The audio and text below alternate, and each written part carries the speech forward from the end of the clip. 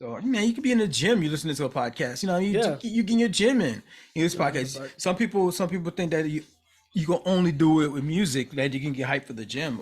But I listen to, I know plenty of people that they be in the gym, they listen to podcasts. You know, Yeah, and yeah, no, absolutely. sometimes that be caught me slipping.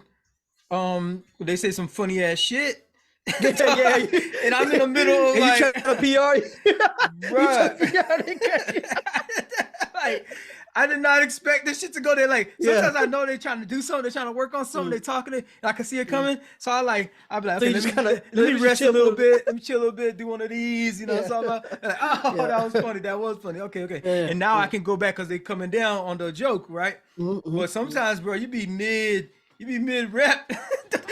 And they hit you with a sneaky one. You're like, They hit you with a sneaky one. yeah, the funny bone hit you, bro. And that shit Yeah. like, oh, gotcha, nigga. Darwin, What are you doing here? It's challenge day.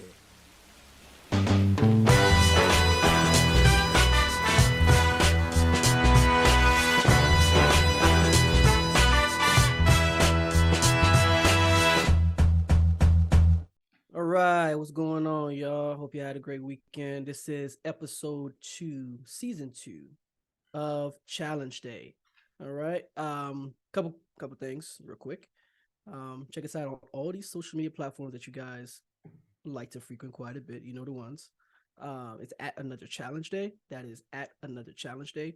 I'm your boy Jeff, not Jeffrey. That's Jeff, not Jeffrey. And that's my brother Darwin. That dude Darwin. All right. So we're gonna jump right into it. Get into a couple throwbacks here. NBA playoffs. yeah, we playoffs. talked about that last time. Yep. And a couple a couple surprises. Absolutely, a couple surprises. You say? Ain't nothing surprised me. I ain't see no surprise. I if just anyone- saw what was happening was supposed to be happening, and that's what it was supposed to go. Joe, 4-1 That's kind of crazy. and 8 over a 1, God, 8 seed, I got no excuses for it. 4-1. I'm not gonna lie. I'm not gonna lie. I have no And your excuses. man's Giannis, he was in the game. He said I won game. I mean, yeah. He said I won game. for an injury, and I honestly think that That's particular 4 game, games. that particular game, I took advantage of it because injuries is a part of the game. Okay, let's say that's the Took one. advantage of it? That's the one toss-up game that we would have gotten throughout the series, anyways. Okay, call it Sure. that one. Sure. We won 4. Yeah, no, but That shit did not go game 7. what I'm saying is injuries are a part of the game. So it is what it is. It's just that circumstance happened to work in the favor of the Heat. Man, I'm gonna tell you what goes these about it, clowns thought. These clowns thought that, you know what, we could take a break. We could give him a break, give him a sit down. He ain't even really That need to too. sit down the whole game. So they're thinking like, okay, this is 1C versus AC. We ain't gotta take him that serious. You know what I mean? Let him get a break. We'll come back. We'll win in 6. You know what I mean? Maybe we won't go 7, but we'll win in 6 or something like that, right? Or maybe they thought they could win in 5. They could come back. I don't know. I don't know what they was thinking. Yeah, But sure. I think the Heat been playing possum all season. Because the Heat the past several years have always been top 5 throughout the entire regular season. You know who else I think did this too? I think Brooklyn was doing this. I think Brooklyn was doing this also, where like, they sacrificing Brooklyn got swept, themselves though. throughout the season. They got swept, so it didn't work out for them in terms of however but they also lost freaking half their team. You know what I mean? By the end of the season, so sure. whatever that plan was, it's just the people weren't there enough, lasting enough to see it to fruition. But the Heat typically, sacrifice their bodies and their health throughout, like early on in the season, where they're like top 5 the entire season. So they, they're going to get a high ranking in the playoffs, and they're going to be guaranteed a playoff spot. But like the stuff you got to put yourself through to stay at the top 5 of your conference. Yes. They kind of play. I think they played a little possum this year, where they took it easy a little bit, and there was a bubble team almost, the entire season. But I think that coming in at a lower seed is great for the Heat, but it it manipulates the readiness of the other teams because it's a sneaky, 8 seed. It's an 8 seed that should be a 4 seed, really. And so the matches got in the East, probably, yeah, in Yeah. the East, probably. Yeah, it would be. Yeah, it would be. It really be a 4 seed, and so like they finagled it so where they could like get in there and be. And matter of fact, Milwaukee wouldn't even be matched up with us. You know what I mean? In the first freaking round. Yeah, that's true. You know what I mean? That's unlucky for them. You know what I mean? In the first round, they got the Heat, was a sneaky number 4. Who was 4? You're supposed to see them in the semis or some shit. You know what I mean? Or maybe in the finals in the Eastern Conference. No, I can see someone arguing that the Heat is not a legitimate 8 seed. They're legitimately a higher seed than that. Number one, I can see someone arguing that. Number two, I mean, Jimmy Buckets is Jimmy. That guy has been underrated for a long time. I've always liked Jimmy Buckets, anyways. But he's obviously a different player in the playoffs. He proves it every year. He proves it every year. But you got to know, you have to know that as an opponent for the Heat, that this is what's going to happen if you get matched up with him. Yeah. Right. But what they don't count on, because they can count on Jimmy doing that in the playoffs. Yeah, sure. But what they don't count on is guys like Vincent and Strus to step up.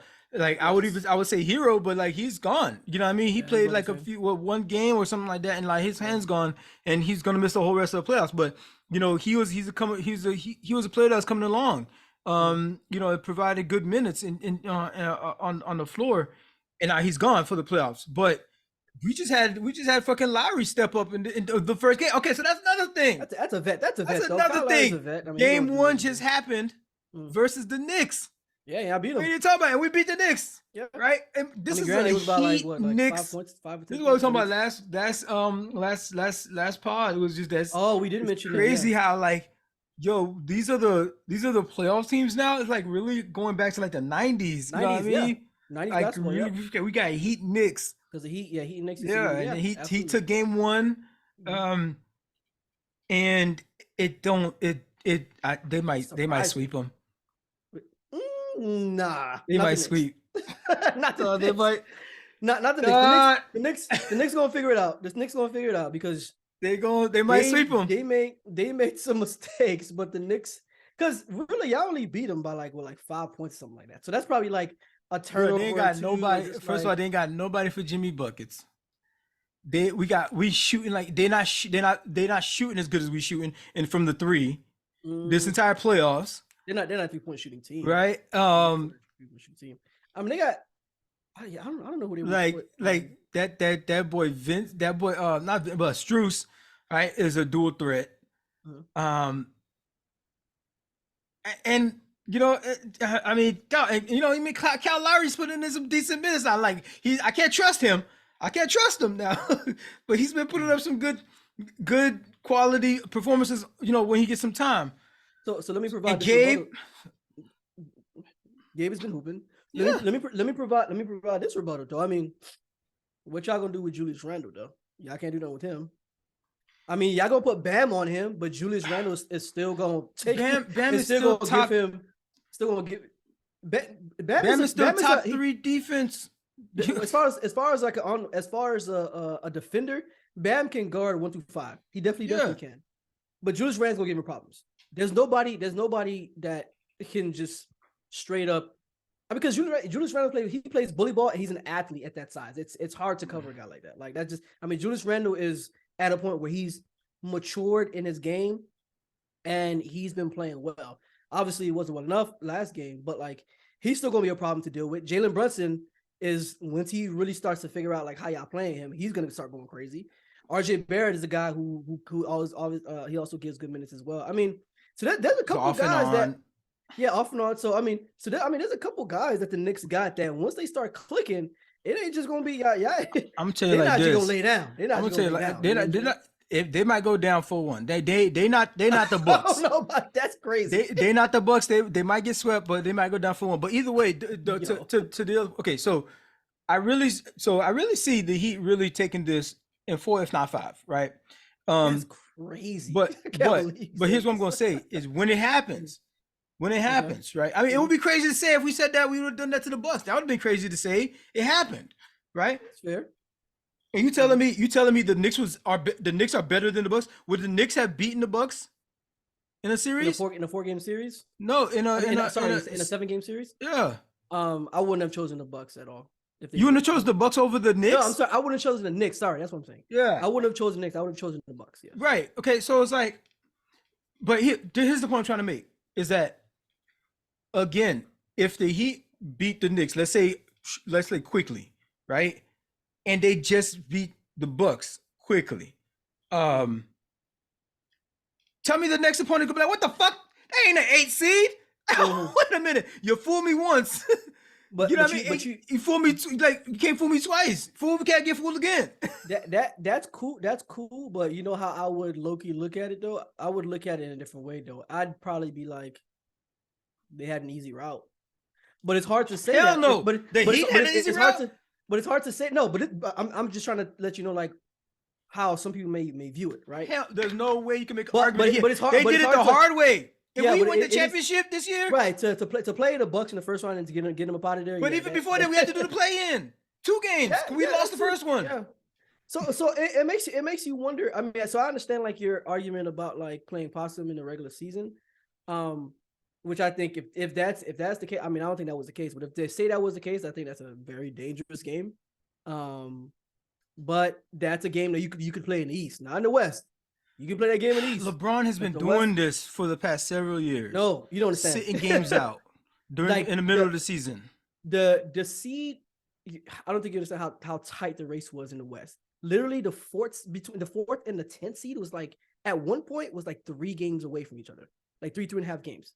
So if a team that was a 10th seed won 3 games in a row, and the team that was a 4th seed lost 3 games in a row, they could literally switch spots and went up in 6 spots of ranking. Like the race was ridiculous in the West, which is why like what you're seeing out of like the Lakers is kind of like, okay, this is what we kind of expected out of the Lakers because we know the Lakers are better than what the records show. And that's why the seeding is always interesting. And really the important thing about the seeding is home court advantage in the playoffs. At the end of the day, it's home court advantage. So what the Heat would have to face though going forward is they're never gonna have home court advantage because the entire way as AC. The entire way they're always gonna be. That's the hard way. But if you get a championship, you're doing it the hard way. I see what you're saying. Yeah, bro, I mean, you went the long way around. If they beat the Knicks too, I will say that wow, like we grossly underestimated the Heat. Yeah, even if we lose after that, but like for us to go, you know, win those 2 series like that in the playoffs, like you'd be like, okay, no, they weren't properly, but it's not that they weren't properly seeded. They were good by the record. Yeah. To my point is that what the coach Spoelstra figured out is, as long as we get in there, we be fine. You know what I mean? I trust the legs on these guys, I trust our bench, people to step up if somebody got to sit out for a little bit. And I can manage it in a way that, if it does work out, you're going to have a healthy Bam and a healthy Jimmy. Now, mind you, I don't trust Bam like anymore, really. You know what I mean? Like that nigga just I feel like he plays coward ball. When you talking about somebody playing bully ball, like Bam just never. I feel like he couldn't hurt a fly, right? Like this guy is just so like which passive. And the thing is, he should be playing bully ball. He should be. Athleticism, his size, and he should. The nigga could be the reincarnation of Chris Bosh, bro. He's like Chris Bosh is like somewhere like, what the fuck is this? You know what I mean? Like, damn, I had to retire early for this shit. You know what I mean? And like, and he plays ball like he plays ball scared, but every once in a while he fucking gets it. He gets a quarter. He gets a good quarter where it's fucking clicking. But these guys are healthy now and they're putting up minutes, and like Jimmy is putting up numbers. Jimmy's doing Jimmy, and some of these other extra guys are coming along. And I'm gonna just finish off by saying this was supposed to be a whole fucking Heat apologist corner. But it's a successful season if we get eliminated in the third round. Yeah, it already is. It already is. For the Heat, You're successful. See, we beat more, already is. man. And come on, Giannis, come on home. It's warm down here in Miami. Dang, I wanted him so bad. Yeah. Come on the squad, Giannis, but then he fucking re-signed. Yeah. Giannis gonna want that get back though. No cap. Oh man, come through, man. We're gonna keep beating y'all every year. We've done it to him so many times that we beat Milwaukee. Yeah. I mean, except obviously the year that they won the championship. Yeah, they beat us that year. Yeah. In playoffs too. He gonna want that get back. He gonna want that get back. But before then, we ran through them before that. Yeah, I think we swept them. Mm-hmm. But was that with Giannis or that was before? That was Giannis? I think that was with Giannis, and I think that might have been the bubble year. Was that the bubble year? I don't remember. Oh, it may have been because y'all did go. Yeah. Because y'all did beat them bubble year. That's true. I think we swept them. Yeah. What was that? The Pacers. One of them. I don't think y'all didn't sweep them, but y'all beat them though. Yeah. Y'all beat them though. So that's catch up. So actually, who else advanced? Like, we just got stuck on the Heat for a minute. I mean, the Lakers advanced. The Warriors actually just beat the Kings, Game 7, at their house. Okay. Oh, they beat them in Sacramento. Yeah, they beat them in Sacramento. Yeah, which surprised the heck out of me. I'm not gonna lie. Mm-hmm. Yeah. So the Lakers closed out that series with the Grizzlies, right? Yep. So now the Lakers moving gonna play on. the Warriors. So that's gonna be interesting. Yeah, the Warriors just finished up their thing today. Mm-hmm. It's interesting. Anthony Davis is still healthy for some strange reason. Yeah, I saw him put his hand on his back the other day. I was like, okay. But he's due. He's one of those players that freaking should have sat out a little bit throughout the season, because like he's gonna be due for an injury, and this might be the one. I mean it's I ain't gonna lie. Historically, that's kind of been the expectation at this point. Yeah. The Nuggets beat the Suns 125-107. Yeah. Bro, I really thought, like, man, you have Booker, KD, and CP3, who's like probably the smartest basketball player in the league right now, and he's been that for like years. Just the smartest in terms of like cerebral. I really it's like I know Golden State is defending, you know what I mean, and I know Lakers always got LeBron, so he's the X factor. But man, I was looking at that Suns squad, and I don't see how they don't clearly make it to the finals. It's game one.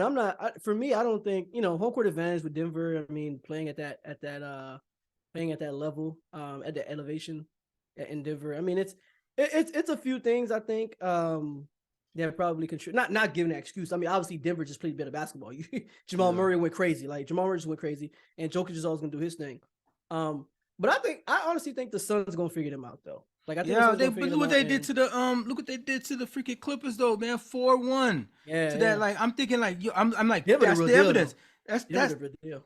But I mean they lost Kawhi too, so like okay, but like I was like okay, see, this is what I'm expecting. Okay, and so. I expect, I don't expect them to lose anymore to but then, I don't know how much points was put up during garbage time, but 125-107, you know what I mean? That sounds a little too comfortable for Denver, man. You gotta make Denver sweat a little bit. Yeah, that means the point margin probably was like when they sat their starters down, they probably were about like 10-15, and they're like, this might be over. So they won. They actually won the game, not just something fluke. But yeah, it's really Jamal Murray. It's really Jamal Murray that did his thing. He was going off. Like any way you wanted it, he was like giving it to him. Yeah. Like so I think that's gonna be a very interesting series, actually, that Denver and Suns. Because the Suns I think are gonna get pushed, and we're gonna really see like what they're made of for real. Because Denver is the number 1 seed in the West for a reason. Like they are no slouch at all. They get it done. Yeah. Well-rounded freaking Jokic with 19 rebounds. 19 rebounds. Boys getting boards. Crashing boards. Yep. Crashing. Nobody else is even in double digits. Like, so, and then he put up 24. So, and he got to rest. He only played 33 minutes. Yeah. He did all that on 33 minutes. That's fucking efficient. That's fucking efficient. So, all right. So, I mean, that's all I got for roundup there. I don't know what else happened during the week that really need to be touched. We had another mass shooting, of course, probably I think 2 this week. So that's how that goes. Man. You know how that goes. we did. Tyree Nichols is the name that I was trying to remember Yes. last time when we talked about having the white supremacist Yeah. mindset. We're talking Even about if racial anxiety. even if Yeah. you're black, that Yeah. can those black officers that did that could also harbor those white supremacy in and of themselves. So yeah, I guess that's something to catch up.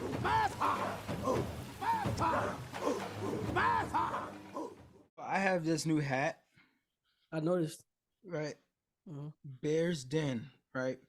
It's a spot in it's an general area in Northern Virginia, right? For camping and hiking, Appalachian Trail, all that kind of stuff. Mhm. And I was meeting up some friends that were camping out over there, right? Mhm. And so I couldn't, bro. I'm talking about like this was like back to nature kind of cabin joint setup, right? And so I'm like, I'll Oh, come I don't know through about that. You if can I, have that. if I, You can have that. if I could, but at very least, like if y'all had internet, you know what I mean? So I could like work remotely from there or something like that for a night, for one day. I don't want to take PTO. Yeah. You know what I mean? Just for that. But I'll come through. There's a nearby brewery. We'll go meet up and get some beer. So this is where this hat is from. I went to that brewery and I bought some merch, right? Um, but I'm I'm texting dude, right? And like trying to figure out, where we're exactly gonna link up, where we're gonna meet up at, where they at. And so he texts me, he's like, okay, it's the big building across the street from the parking lot, but we're in the back of that building in the patio, right? So turns out they're actually on a deck that's behind the patio. But I'm coming from the parking lot and I gotta walk in and figure out where the fuck these motherfuckers at.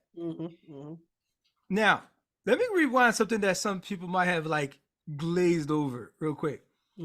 I mentioned Northern Virginia, right? I mentioned words camping, right? And in the woods and shit, right? Like it's not a lot of niggas is around. Absolutely like, not. So Absolutely not. I'm like, that's the first thing that came to mind. As soon as you said woods, I was like, I already know where it's going. Yeah, you know what I mean? And like the type of woods that there's like, places that have no electricity. Matter of fact, the cabin had an outhouse. An outhouse. That's where you had to go, to the outhouse. So, you know what I mean? You better get to that brewery sometime throughout the day and relieve yourself if you want any kind of like, clean and maintained facilities. Because when you get back to the crib, like you got to go through some bear tracks probably, right? Or some bear droppings probably, or something like that, just to get to the outhouse away from to get away from the crib. But absolutely not. I'm walking through this joint and like I swear I feel like every fucking eyeball is on me. And like it's probably nobody even noticed I was there in reality. But from my vantage point, I felt like everybody's eyeballs was on me. Yeah. Right? Like yeah. You lost, boy. Like with their eyes though, with their eyes. Yeah, with their eyes. Yeah, you know what I'm talking about? You know what time it is, boy. Yeah, like, and so I'm like, and of course I was meeting some white boys, right? Because that's who do that camping shit, right? Yeah. But it was fine. They were there. They were in the back, and like I walked through it and it was like, nothing happened. Everybody was cordial about it. It was great. Everybody was fine. And like, it's not that I expect anything to happen, but things have happened in the past. The scenario wasn't exactly the same like that, that's set up, but like, there's things that have happened. So like, happened to me, happened to people that I know, friends and family. They tell me about their stories, and then you read about stuff, so it's like, there's a range of experiences that we as Black people, like, collectively for our own survival, have to kind of draw upon to make certain decisions in the moment, right? Absolutely. So taking all those calculations together, I knew generally everything was gonna be fine, but there's still that latent back of the brain anxiety you know, walking into a space like that. Um, and there was a Sri Lankan dude that was part of his friend group that met up here too, and so me and him kind of sidebar. We were just kicking it. Everybody was just kicking it, and I have and I was talking to him like on the side. He was like, yes, like white people don't think about that, like because he's dark skinned too, like he's Sri Yeah. Lankan. Sri Lankan, You know yeah, what I yeah. mean? And so he's like, we be doing stuff. It's like I knew I had to I had to get gas before I got way out here in the rural area, just in case. I don't want to be stopping off at that one gas station in the middle of butt fuck nowhere, Yep. you know, in past dawn or some shit, or dusk, Mhm. you know. So that's white privilege. They don't even have to think about that shit. Don't even have to consider about that shit. They just go wherever Not they even a little want. bit. Yeah. They just welcome. They feel they're fine in any space in any room. Mhm. But I find myself in them spaces because I have a diverse friend group. Mhm. You know, and it doesn't stop me from expanding my palette of things in places I like to go. And I should be able to enjoy nature. You know what I mean? Go hiking, the trees and shit, and you know what I mean, and fuck with the animals. And why not? White people do it all the time. Do you think white folks have the same type of um feeling or thought process when they say they frequent a areas or spots that black people are predominant in? So whether that's like a school, a university, or Like I if don't they like know, if a white person goes to HBCU, yeah, if they go to an HBCU, or I don't know, just I don't know, maybe a church, like maybe like I an mean, AME I church or something mean, like that. Um, I mean, maybe where it's there's a level. obviously, There may be a level of discomfort, um, purely because it's a strange activity that you're not used to doing. mhm, Um, but in terms of like how I was talking about, where like if I'm if I am in a mhm, room mhm, of appearance wise, let's say strictly appearance wise, of middle class white people, mhm, right? Middle class, just like I'm not talking about the trailer park guys and gals. And I'm not talking about the super ultra wealthy that's like clearly obviously of this other class or whatever. I'm just talking about your average middle class white folk, right? In a room. mhm, And then the average a room of average middle class black folk, right? mhm, mhm, Just your average day run of the mill um demographic of middle class black folk. mhm. Me walking into that white room, I'm still gonna feel that fucking anxiety. When they walk into a room full of a Straight up. bunch of niggas that are looking like fucking Carlton, you know what I mean, or who also have freaking hoochie daddy shorts on, Mhm, mhm. and they're just fit and their hair is freaking immaculate. That afro is freaking, Yeah, nothing's out of place, even, yeah, you know what I mean, yeah. or his locks is freaking Instagram ready. You know what I Mhm, mean? Like when they walk into that middle class black, those white folks don't feel that anxiety. mhm, They don't feel that. Not for that. Not for that. If all things are equal, I'm still gonna feel the anxiety of this regular group of white people in the one room, and I'm the only black person in that room. mhm. Like it's like, all right, thanks for letting me in the room. Don't know Mhm. how I got here like this, but I'm here, and I'm I want to expand my palette of spaces and places that I feel like I can just be myself and enjoy myself. Mhm. Um, so that was a challenge, you know what I mean, to not want to get the fuck up out of there. You know what I'm saying? Yeah. But again, everybody was nothing but respectful and nice and cordial. People holding the door for me Sure. and all that kind of shit. Sure.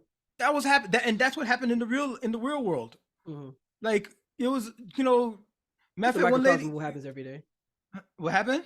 So it's just a microcosm of what happens every day, pretty Yeah, much. it was what happens every day. But there's these fucking one-offs. that reminds you.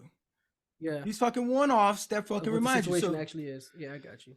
so that was that was my challenge, and I navigated through that, and we eventually get up out of there and just went to the cabin and just hung out there for a little bit and just traded stories about shit. We out there, got a cigar in the middle of the woods and having some scotch and some beer and some snacks and stuff, and just kicking it with the guys. I wish more black my black friends would do stuff like that.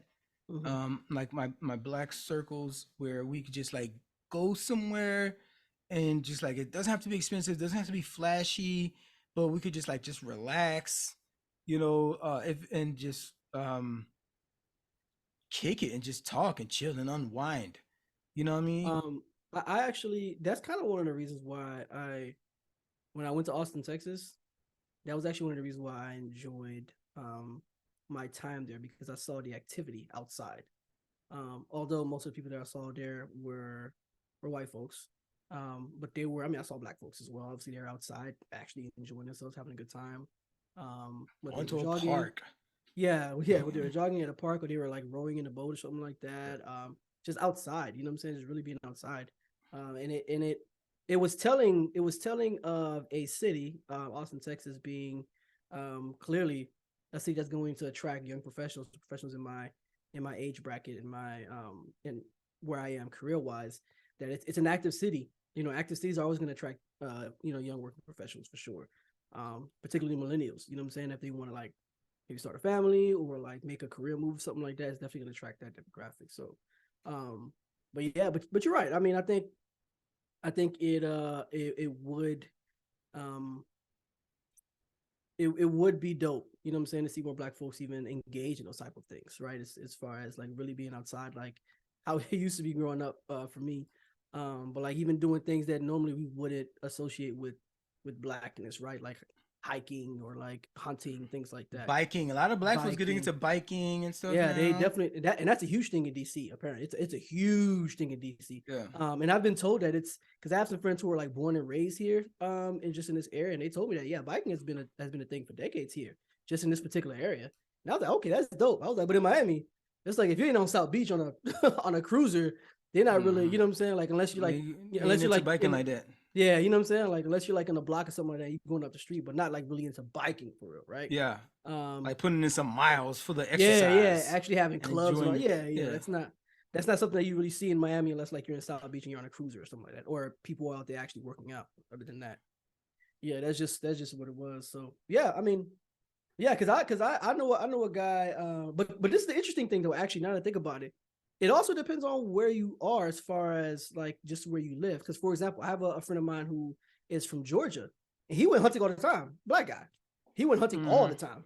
You know what I'm saying? So it's kind of like it's almost like okay. So it kind of also depends on like your location. Like black folks are obviously not a monolith. Yeah, but like okay, so like definitely these activities are something like going hunting and fishing trips and stuff like that is along that specific ways of manifesting what I'm trying to say, which is that us getting together and just chilling together. Yeah, just kicking it.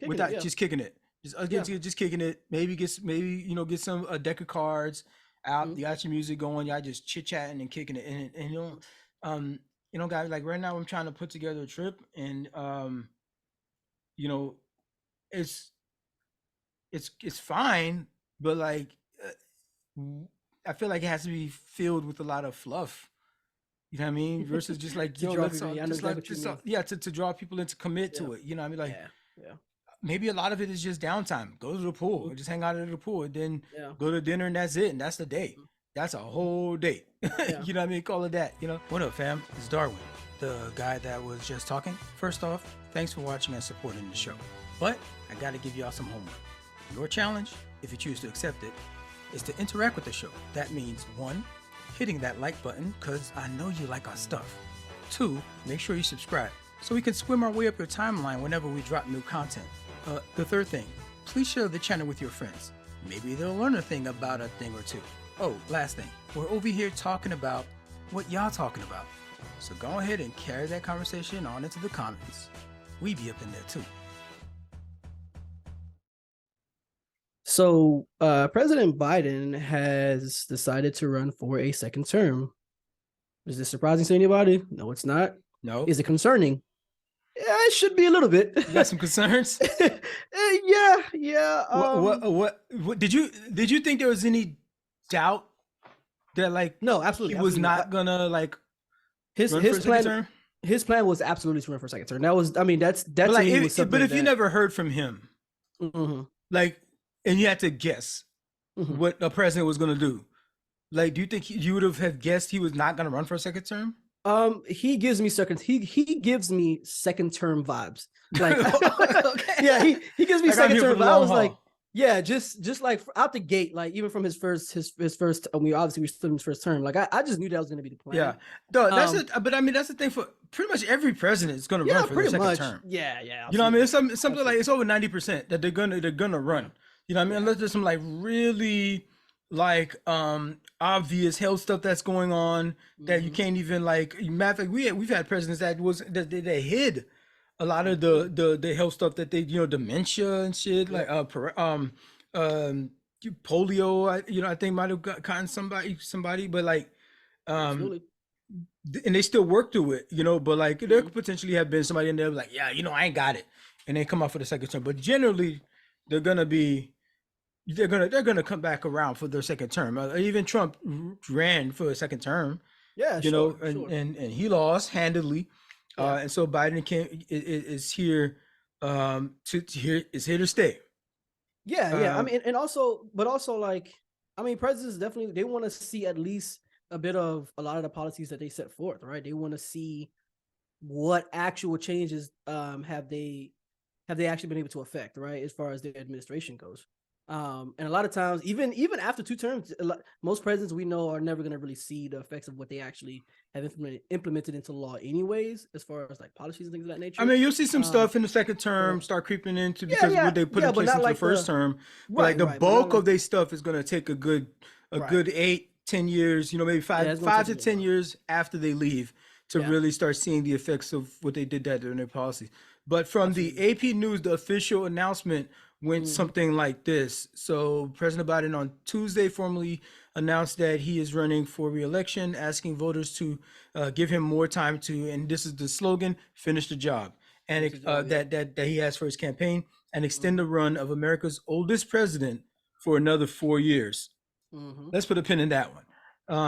Biden, who would be 86 at the, I said we put a pin in it. I'm gonna get to it. All right, you don't keep bringing this shit up. Yeah. I'm hearing it. We're gonna talk about that. All right, they're bringing it up again. It says Biden, who will be 86 at the end of a second term, is betting his first term legislative achievements and more than 50 years of experience in Washington. That's another 50 years this man been in this thing. Okay. Experience in Washington will count for more than concerns over his age.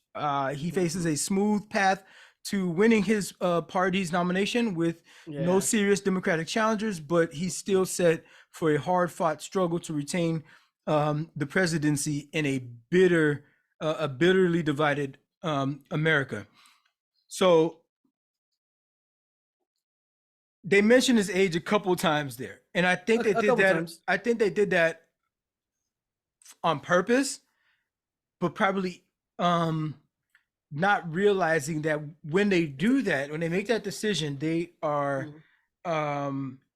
swaying public opinion, fomenting and kind of swaying public opinion to think about, hey, this nigga old. What they trying to say? Yeah. Hey, yo, y'all know he mad old, right? He's gonna be the oldest president. He's already every day. He's okay, so he's already the oldest president to ever serve. Bro, he is every old, day he's that goes by, he's setting a new record. Yeah, right? Literally. Because so like, oh, Biden was president for 278 days, and into his 86th birthday or 87, whatever, and so it's like, by the time this nigga will be 90 years old, 90 years old, man. This nigga could be in his fourth turn at 90 years. It's kind of making it sound like it's kind of making it sound like some of these presidents of some of like these African countries that be ruling for like 40, 50 years, and by the time they're like ran out of office. See, the thing like, that they did they here, be in their 90s too. but the thing that they did here is that whereas in some of these authoritarian places, it's embodied in a single individual that's been ruling for freaking 50, 60 years. Versus here, what they've done is they diffused it so that we can't really have our eye on any particular target. Whereas like there's a ruling class. Yes. There's a ruling class that has been in place for 100 years, right? Overlapping one or two generations of them between themselves. Biden has been in this ruling class for 50 years. Big facts. You might not see him as an authoritarian. Of course not.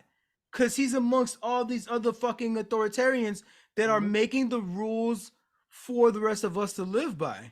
That none of it applies to them. One of the first things we talked about on this whole show is who is above the law and who is not. Yeah. Nancy Pelosi trades on insider information all the fucking time. Yeah. and it's been, and they've written about it. She doesn't even deny it. She says something, I forgot what the excuse she used, but she doesn't even deny it. Insider trading, you're off of information that you know about stuff you're going to end up making laws about, like, but they're part of the ruling class. It doesn't fucking matter. It's like, let me ask you this. Let me ask you this though. This hypothetical, which could also be plausible. You never know. I've heard in some circles people are thinking, which I'll be honest, I thought about it for a second. Could it be a ploy to get Kamala Harris into? Let's go.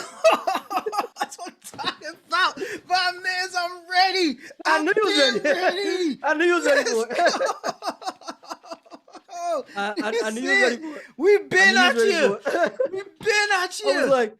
I was like, if there's one way to get her into that seat, this is the way to do it. For sure. Yo, America, racist ass America. Remember the America that I was talking about, camping in the woods and all that kind of stuff that I was trying to go to these bars and these breweries and It's funny because I knew that you knew I was going to bring it up to you. Bro, it's like this. So peep game, you know what I mean? I think you got to know, and Biden might feel like he's dropping the mic on this. Talking about white people thinking that they freaking accomplished something. Here's how he's thinking. If he's thinking he could like, and I'm finna drop the mic and I'm finna resign, you know what I mean, after that first midterm or whatever, you know what I mean? And then like my last 2 years, you know, I'd be like, nah, you got it, my black queen. Oh my God. That boy Biden feel like he handed out the torch. You know, like he would do it. You know, that would be all kinds of bridge, like, and you'd have everybody coming to defend her.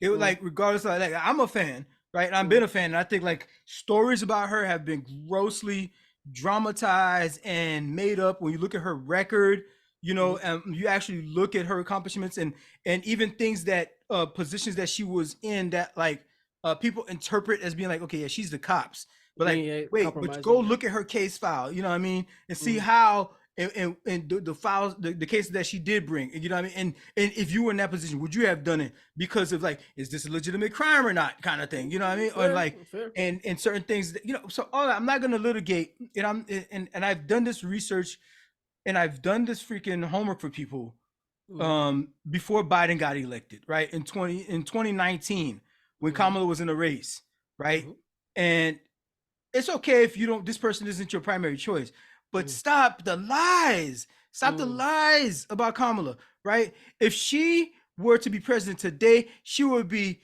just as competent as Biden is. And he's been president since 2020, and we haven't fallen off the fucking face of the earth, right? And inflation, even though it's been nipping at our heels, you know, they're still handling that, and it's like things haven't run away. We haven't found ourselves in a depression or recession. Jobs are coming back like crazy. Like they're breaking all kinds of records of people going back into employment, right? We have COVID under control. Granted, he's not the cure-all that did that, but helping to manage the freaking vaccine rollout and helping to manage getting people back into the workforce and getting offices and businesses back open. He's done things, and he started the infrastructure plan and thing that he signed, the Build Back Better joint. Yeah. So if he can do that, if as incompetent people think Biden is, if he can get all those things accomplished, Kamala is at least that competent. And that's a low ass bar. I mean, as far as the Build Back Better plan, even conservatives would say that it's actually a pretty good plan that they respected, actually. Yeah. And it's working. Yeah, I mean, it is working. I mean, hence is why they're all accepting all the funds for projects in their home states. Yeah. He was with Mitch McConnell. He was with Mitch McConnell at a grand opening. In his state with Mitch McConnell. They know what time it is. Like for keeping the car on the road, he has done that. Okay. And even now with the divided Congress, he's still accomplished something. They got the gun reform as minimum as that may be. They got that through, right, with the divided Congress, and now we have this debt ceiling that's coming up. It's really more inflation, and I think people are upset about. I mean, personally, I was upset about it too. But I think that's as the president, it's just like a quarterback of a team, right? Even though it may not be your direct fault, but you're the president. You're gonna blame him if the shit. You're gonna blame him, yeah. So that's just the way. That's just how it goes. And so he's that nigga still mad old though, bro. Bro, it's niggas need to be able to step out the paint, man. Like, you've had your time. You run this thing for 50 years. Yeah, he's been in public service pretty much longer than people have been alive. That's crazy, bro. As a full-fledged adult, for real, like, that's 50 years, half a decade, bro. That's a long time. No, half a century. You talking about half a century. Sorry, half a century, bro. Yeah, that's been. He about to be a century. Time, yeah, this nigga has been in power in his lifetime longer than he's been out of power, because he was like the youngest ever at the senator time when he came in. 27 or 29 or some shit. Yep. He's been in power, making rules for the rest of us to live by. I get it. I want an experienced physician. I want an experienced pilot. I do want an experienced person to have the reins of the government. Absolutely. But at the same time, there's like, okay, you did your duty.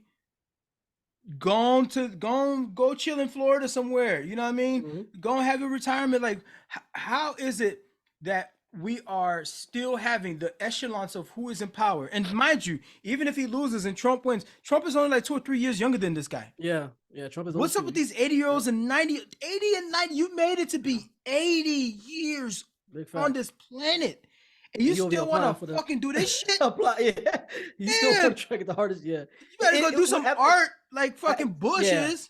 At that point, and I think I mentioned this before too a while ago. At that point, it just gives me the whole vibe of like, you just it's giving power hungry. You just want power, man. Like, it's giving power hungry. Years old and you're seeking to be the president of the United States. The president now, like, bro, you're supposed to be like, I'm supposed to be giving away responsibilities. Yeah. The older I get, I'm supposed to be divvying that bit out to everybody. I'm not supposed to be gaining a whole fucking country on my back. Yeah. Like, so. Big facts.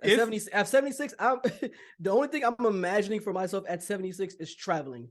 It's like this. If you ain't become president by 60, it's a wrap. Yeah, give it up. Well just give it up. Just go write a book. We need. So here's the thing. Memoirs or something. Here's the thing. Here's the fucked up part. Is in the Constitution. I mean, I'm gonna try to look it up right now as I'm looking, but like, there's a minimum age that you can run for president. 35. Is it 35? I thought it was maybe 32. No, it's 35. Okay, so there you have it. So you put the lower limit. You put the lower limit. So if a 34-year-old can't be president, what the fuck? then you can make a upper limit, right? Yeah. Make an upper limit. Yo, you can't have it. You can't have it. Somebody become president at the same time where all of this other onset shit, like old age stuff, comes into play. Literally, yeah. We're talking about like all the cancers. Like the older you get, the more likely you're gonna have cancer, because cancer is gonna get us all eventually. All the cancers that you have to be screened and screened for and probably are have a potential to get. We're talking about things like dementia and Alzheimer's. Alzheimer's, my G. I need you to. I can't have you having even the precursors to that shit right now. Yeah. That nigga still mad old though, bro. Bro, it's niggas need to be able to step out the paint, man. Like you've had your time. You run this thing for 50 years. Yeah, he's been in public service pretty much longer than people have been alive. That's crazy, bro. As a full-fledged adult, for real, like that's 50 years, half a decade, bro. That's a long time. No, half a century. You talking about half a century. Sorry, half a century, bro. Yeah, that's been. He about to be a century. Time, yeah, this nigga has been in power in his lifetime longer than he's been out of power, because he was like the youngest ever at the senator time when he came in. 27 or 29 or some shit. Yep. He's been in power, making rules for the rest of us to live by. I get it. I want an experienced physician. I want an experienced pilot. You know, I do want an experienced person to have the reins of the government. Absolutely. But at the same time, there's like, okay, you did your duty. Go chill in Florida somewhere. You know what I mean? Go and have your retirement. Like, how is it that we are still having the echelons of who is in power? And mind you, even if he loses and Trump wins, Trump is only like 2 or 3 years younger than this guy. Yeah, Trump is. What's up with these 80-year-olds and 80 and 90? You made it to be 80 years on this planet. And you still want to fucking do this shit? You still want to try to get the hardest. Yeah, you better go do some art like fucking Bush is. At that point, and I think I mentioned this before too. While ago, at that point, it just gives me the whole vibe of like it's giving power hungry. You just want power, man. Like it's giving power hungry. Years old and you're seeking to be the president of the United States. The president now, like, bro, you're supposed to be like, I'm supposed to be giving away responsibilities. Yeah. The older I get, I'm supposed to be divvying that bit out to everybody. I'm not supposed to be gaining a whole fucking country on my back. Yeah. Like, so. Big facts. At 76, I'm the only thing I'm imagining for myself at 76 is traveling. It's like this. If you ain't become president by 60, it's a wrap. Yeah, give it up. Well just give it up. Just go write a book we need. So here's the thing. Memoirs or something. Here's the thing. Here's the fucked up part. Is in the Constitution. I mean, I'm gonna try to look it up right now as I'm looking, but like, there's a minimum age, that you can run for president. 35. Is it 35? I thought it was maybe 32. No, it's 35. Okay, so there you have it. So you put the lower limit. You put the lower limit. So if a 34-year-old can't be president, what the fuck? Then you can make a upper limit, right? Yeah. Make an upper limit. Yo, you can't have it. You can't have it. Somebody become president at the same time where all of this other onset shit, like old age stuff, comes into play. We're talking about like all the cancers. Like the older you get, the more likely you're gonna have cancer, because cancer is gonna get us all eventually. All the cancers that you have to be screened and screened for and probably are have a potential to get. We're talking about things like dementia and Alzheimer's. Alzheimer's, my G. I need you to. I can't have you having even the precursors to that shit right now. Yeah. You know what I'm saying? Remember where you're putting these classified documents. Man. Like freaking the lady. What's her freaking name from California? I think is it Dianne Feinstein? I think it might be Feinstein. How old is she? Okay. Is it her that was that we're trying to get to I think they were trying to get her to retire. Yeah, she's 89 years old, bro. 89. And like, wow, she's 89 years old. I mean, Nancy Pelosi, she's in her high 80s as well. She's like, what, 86, 87? Both of them. Yeah, they mad old, man. Both of them. Yeah. Like there's a certain point that we have to be honest about the discussion where it's like there's a difference between ageism, right? Mhm. And like like we talk about common sense gun reform. Yo, what about common sense power reform? You know, government reform. Like that makes sense. Like the older that we get, the less we're on, you know, the less on the ball we are. You know what I Yeah, mean? We're not on our absolutely. toes. We're not as we can't pivot as well as we used to. I mean, I already feel this shit now, and I'm fucking 40. You know what I'm saying? Like getting out of bed, it's a little bit different. Yeah, it's a little You know what I mean? That day ain't the after same. leg day, you know, it may last two or 3 days now. Bruh. Oh man. It's just a natural Don't I know it? progression. Yeah, We know absolutely. that, you know, we're not at our tip top. You know, the older and older that we get, and y'all are at y'all 80s and 90s, bro. Yeah. Like so we have like the tax code thing where like you know, where you could collect your retirement or whatnot, your social security, and what was that, like 75 or is it 69? I think you could start drawing 69 or something like that, and then like 75 you're obligated to take it out to take you know, at 75, and it's like we set a limit for that. Yep. So okay, if you start drawing that, and we'll give you 5 more years. What do you think about this? What are you doing to fucking society if you're causing the fucking bottleneck at the top of these? Like, you're still at 85 years old, you still trying to hold on to power. The bottleneck that's happening behind you of people that need to learn that experience, that need to gain leadership experience, that need to become that need to evolve with the changing times and technology and all that kind of stuff. But you're a fucking bottleneck at 89 years old. Just to Can't remember the last person you just spoke to. Yeah, that's crazy. That's crazy. Just to give a little bit of context on what you were just talking about as far as the Social Security, you can actually start getting retirement benefits. You can actually start getting Social Security retirement benefits as early as age 62. Okay, and So there was a point in when it's like, I don't know if you could see that, but there was a point also. Yeah. So that's the earliest you can start getting it, and then Yeah. there's a point where you have to start getting it. You can't. Yeah, it might have been like 72 or 75 or something like that, where like you have no choice. You have to start pulling your money out of, like, for example, your for not 401k, what do you call that? Your IRA.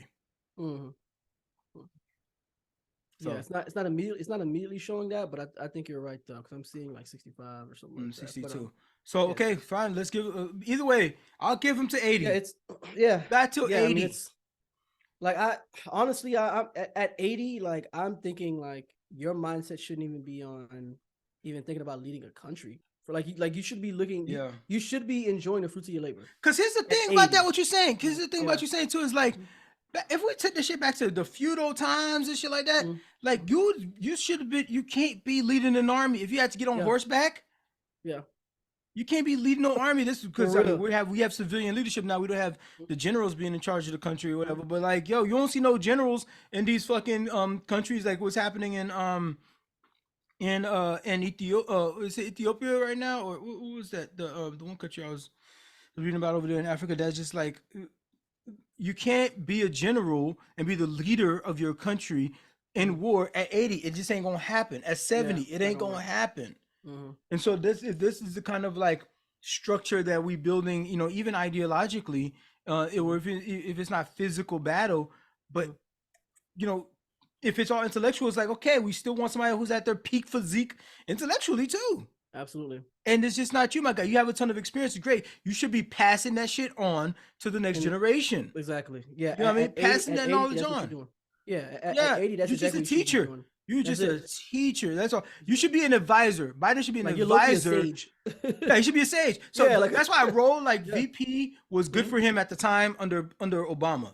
Right? Yeah. That was good for him at the time under Obama. Still kind of old, because if something happened with Obama, he'd have to step in real quick. You know what I mean? But that was a good time frame for him to still be, you know, on his P's and Q's. And be able to provide that sage advice. That's perfect, right? Matter of fact, if you're gonna do that thing, they should have a law that'd be like, okay, but if this dude is mad old, no, we're gonna skip down to the next person. So you're saying that there should be a cap there should be a cap as far as the age goes. When you can absolutely, okay, it's like this. You cannot be president be president. That's like straight up after the age of 80, right? So that means if you're 78 and you run and you win, you already know what time it is, bro. Yeah, I mean, you only got 2 years. You ain't gonna get full 4 terms. You get a full term, yeah. You know what I mean? Hey, so like that, people will think that too. They'll be like, oh snap, I know who the VP is, who's guaranteed to be president in 2 years from now. Like I'm gonna vote that way, kind of too, whatever, right? But with that said, all of that to come back to the point that if the woman I was supporting since the primaries, oh my goodness, is gonna get in there, I'd be like, I threw that shoe years ago. I threw that shoe years ago. That Biffy didn't land. She finna be president. Now, here's the other thing too. Do you think America is even prepared for? They got it. Fuck them. What they gonna do? You think they also prepared for Obama? They fucking had to get ready. They had to get ready. Like, you know what I mean? You're gonna have to like specifically have like a military coup to stop it, or you're just gonna fuck around and just get in line. Like, you could call Obama not your president all you want. That nigga still made decisions nationally that affected you. You know what I mean? And you may not call him president, you may not salute him. That's perfectly fine. But Trump is not flying the Air Force One right now. No matter how much you think he's still your president, he's not. When we had the correspondence dinner, that wasn't Trump giving the keynote. He's not. You know, when the NCAA champions go to the White House, they're not gonna see Trump in there. They're gonna see the Bidens up in that bitch. Hey, so everybody knows you can make it up this little fiction reality if you want to in your head and act like you're on a different timeline. But we still see you. We still see you. We see you with your head. Nope, you can't see me. Can't see me. We still see you. You know what I mean? You still here in our timeline, in our universe. And them's the breaks. And Kamala is perfectly suited when Biden freaking gets reelected. And not to say that he is that great of a candidate to get reelected. It's just the power of incumbency. Yeah, and the Republicans are definitely going to nominate Trump, who he's already beaten. Which is so absurd. They're not learning from this. But then, it's that, and that to me is what makes me shake my head at the Republican Party. It's kind of like, you guys just don't. You're stubborn. DeSantis is not coming to save you. Absolutely not. Trump, if he would run, mind you, he hasn't announced yet. But if he will run, Trump will wash his ass, right? And right now, he probably don't even think he's gonna run because all the donors are backing out. Yeah, which is telling of also the Republican Party, which makes also like legitimate conservatives really look bad, is because like you're really willing to give this guy a chance to be a Republican primary again when DeSantis is probably just as bad, but at least DeSantis has more understanding of the job and has more experience. They're both poor choices. Like we know that's a given. That's out the gate. However, DeSantis has more experience in this particular arena, right? As far as the public. Yeah. If you want to win or a chance of winning, you would nominate DeSantis. Yeah, like, he would be the guy you would nominate. Yeah, he would be the guy you nominate. He'd be the guy because of Trump's clout, that alone is probably just going to give him the primary, which is so crazy to me, right? And that just and speaking of things that push that, which is obviously rhetoric and extremism. Fox News is reported obviously on the same obviously the same topic that we're talking about as far as like Biden announcing his reelection, but it was as you can imagine described differently. So right? Fox News, first of all, they titled it, you know what I mean? Biden Harris officially announced their 2024 election campaign. But you got to read the byline, right under that. They got to throw that shot with the shade, with the byline. Biden remains unpopular with his approval rating in the low 40s in most polls. Yep. They didn't go. It didn't take too long before they slid that in. Yeah. But you know what? It's honest. It's the truth. It is true though. It is true though. It is true because we are in a new climate. Motherfuckers don't got. You remember, like after 9/11, we were patriotic as fuck. Like Bush had like a 90% approval rating because we needed like this person to be like this champion for America because we wanted our lick back. You know what I'm saying? We wanted our lid back, and he was used that as leverage for sure. He uses that as leverage, you know what I mean? And he he's got back. But like, he left by the time he left office. You know, he had like was it like 32? It was he had like a 32%, something like 40, it was something lower than 40% approval rating, right? And then you have the Obama years with just all the blatant racism that happened throughout the country with that. People just like, even Democrats gave him a lower approval rating, just simply because it was a nigga in office, right? And so his approval rating, like no matter how great he would do, you know what I mean? Like it had a ceiling that would never got anything close to that, to something like Bush numbers, whatever.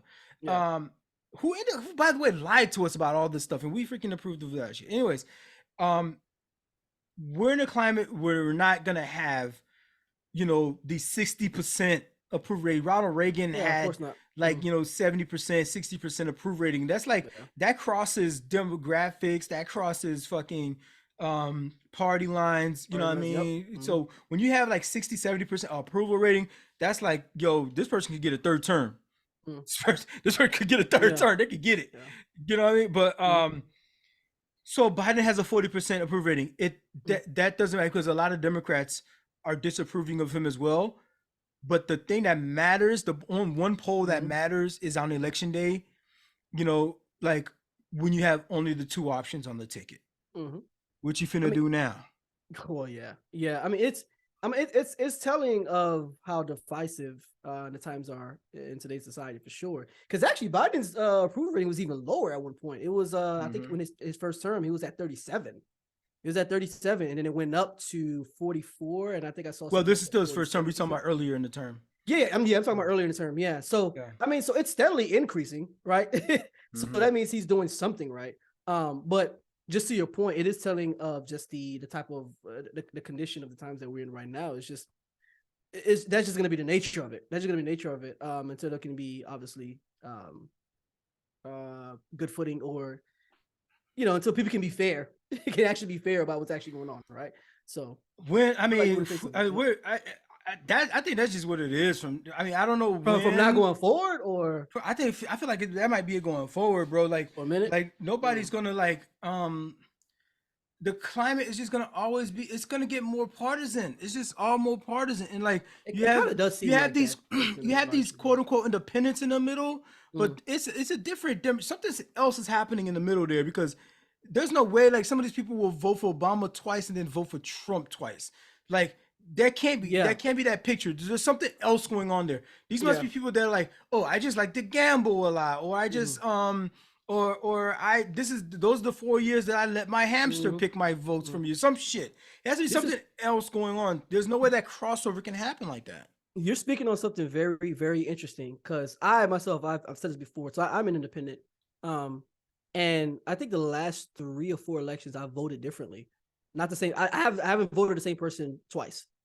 And I've always said this to people, that the way that I vote in particular is policies that I agree with. Obviously, the core values that I have is obviously I'm gonna favor a candidate who reflects those same values, or at least majority of them. But again, like I voted differently 3 or 4 times in literally the last 4 elections. It's never been the same person twice. And I think that's interesting when, as you're describing, like the independents, there is like a weird thing that's kind of going on there. I think some independents are actually even shifting over to like more libertarianism. Some people are just not voting at all, which is like, all right, you don't really have to say this. They're ill-informed. They don't care. Yeah, they're ill-informed. Yeah. Like, how do they like? So when they're judging the disapproval or approval thing, like where are they getting their information exactly from? And that's what I was getting at too, by what metrics are they measuring successful or not? Right. Because even the metrics of the damn inflation thing, we talked about this a little bit earlier, but like even with inflation, not everybody felt that bit like that at its peak. True. At its peak right now, it's coming down a little bit. But like even some people came up big time even in COVID. Yeah, even in COVID. So like these downtimes, it don't be the same downtimes as everybody. So it's like it's almost kind of like perspective, but you try to get enough numbers of a population to do a sample size. but that particular sample size in the middle of whatever that independence is, they're not filtering them out properly some way, or we have to find out where these people are coming from and what brings them out for and make them be interested in whatever this particular election is, because it's like either they're just not being represented in our politics anywhere. I'm wondering, are their needs being so if that's the case, then once they start finding places that their needs are being met, they start filtering into those buckets. So are independents just Republicans to be, or are they just Democrats to be? You know what I mean? They're not Democrats now, but they're going to be Democrats because these people are actually solving the problems that matters to me, or this person solving. So if that's the thing to win a person over, to win independence, because if it's split with the liberals and conservatives like this, there's only this pot in the middle. Like, what are these things that can make these independents stick, right? So would they become? They're officially Republican now. They're no longer independent. Yeah, you know what I'm also thinking about, because I think that's a very good question. Because I'm also wondering like how independents are even assessing candidates in these in the rhetoric that's coming out of both parties, right? It's interesting because I think that people who are independent are just kind of like, at least from my perspective, I think they're just like, a lot of them are just dissatisfied from what they're probably getting from either party. They could locally have like wanted to be a Democrat or wanted to be a Republican. They're just not satisfied with what they've seen. Because we've seen people who were affiliated literally as Republicans and they just decided to unattach themselves from the party and become independent, right? Or Democrats and just become, you know what I'm saying? Like, so they're just, I think it's largely more. I mean, you have a big quote unquote Democratic figure in Bernie Sanders, but he's independent. Yeah, but like he's a beacon for like that the Democrats use to like gain whatever those independents are that lean more of his sort of like democratic socialist perspective and brings them in. Although he's a capitalist as well. But I think independents are the way that. But that's voting. A different kind of independent than like a Rand Paul. Yeah. Yes. That's a very good point. Because I'm thinking about like, I think a lot of independents largely are voting based on the lesser evil or picking your poison. I think that's how a lot of independents are looking at it. Like from a perspective, I think that's how they're looking at it. So it's kind of like, this is not as bad. This is not as egregious as this other thing. I think that's how they're voting. Yeah, maybe that's it. So then, like, I guess, one piece of Biden's message that he's always saying is, judge me by the alternative, not by the Almighty. Right. So he's like, hey, I may not be perfect, but look at this guy. I'm lesser evil than this guy. That's a good line. That's a good line. Yeah. So if you're saying they're picking less, then that's right into the campaign. Just wanted to read a little bit from the Fox article, see how they reported it. President Biden announced that he and Vice President Harris will seek re-election in a video released early Tuesday morning. In the video titled Freedom, President Biden echoed his 2020 campaign message of battling for the soul of our nation, uniting the country, and supporting the middle class, his campaign said. The video opens with footage of the January 6th U.S. Capitol riot. Hey, they actually called it that on there. And they go into the quotes of what he said at the beginning there. Freedom, personal freedom is fundamental to who we are as Americans. This is all a quote. There's nothing more important, nothing more sacred. Biden, they interject now. Biden, 80 in said video. That's been the work of his first term to fight for no reason to even mention democracy. This shouldn't be a red or blue issue. He added, and they really? more quote there. The announcement comes 4 years to the day that Biden announced his candidacy for 2020 presidential election, which he eventually won over former President Donald Trump. So he announced it the same day that he did the same 4 years ago. And there was a lot of freaking talk about Biden not announcing. And like, maybe he won't run for a second term. But again, from the very start of this conversation, I was like, yo, most presidents are gonna go for re-election. I get it, he's not old, but like he's been in power for 50 years. And if you freaking run for re-election, you're like 90% chance you're gonna win. Like you'll take those odds. You know what I mean?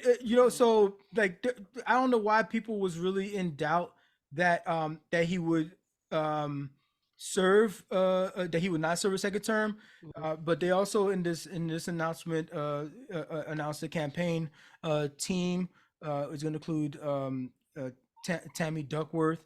Announcement includes details about his initial campaign leadership team, Tammy Duckworth, Chris Coons, and Representative Lisa Blunt, and a couple other people. And he has there's this one lady that's now apparently his campaign manager for the reelection is Julie Chavez Rodriguez. So we got a sister of color in there, and it's a woman, and and so like he has created and he's chosen any of these people. So like could have been chosen somebody else, like the black female Supreme Court justice. It could have been anybody. It could have been a white guy. It could have been a white woman or an Asian woman or whatever. And so like, but he chose a black woman.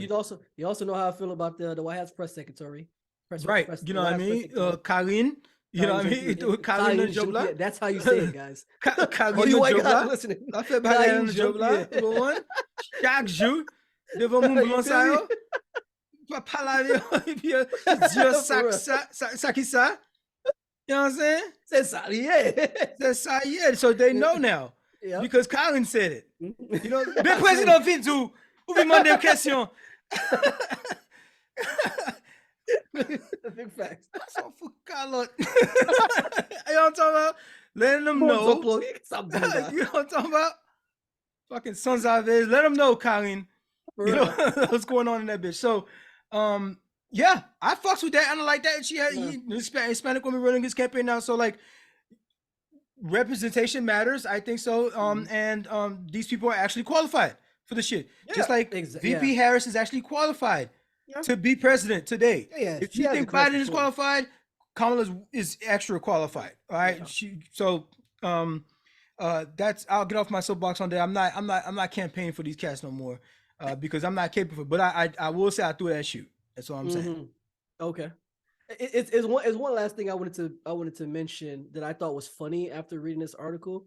They didn't make it a point to mention the mishandling of classified information. Biden. I thought this was a story about announcing. Okay. They wanted to make sure they mention it at the very end of the article, and I was like, really?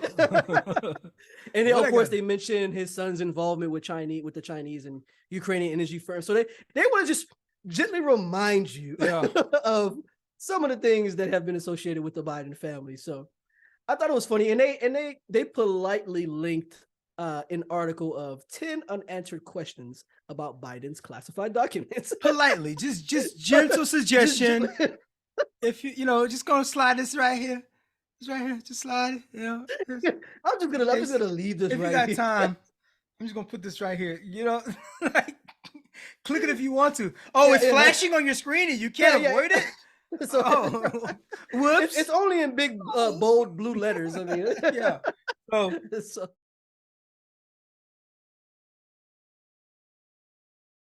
All right, so we're gonna talk a little bit about student life and the revelations that have been coming about as far as African American study courses, conversation on CRT, all of that CRT, from K through 12 to colleges and even postgraduate schooling.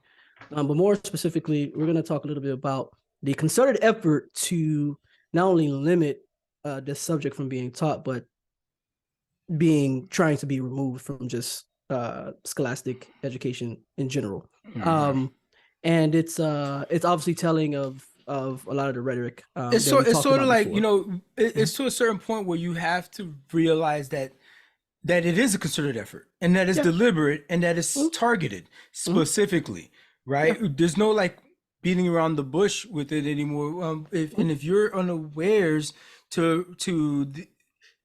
if you're Black and you don't see it now, and you're with the schooling that your kids are going through, that there's a concerted effort to whitewash history, to downplay Black influence on history, and especially in America, or anything good this is some low-key racism that is happening, that is without the branding of a white hood or a swastika, right? This is like within legislation with words that are just perfectly fine in Webster's dictionary and in the Queen's English. So like, and they're going right in there. You don't think it explicitly says, it doesn't say segregation explicitly. It doesn't say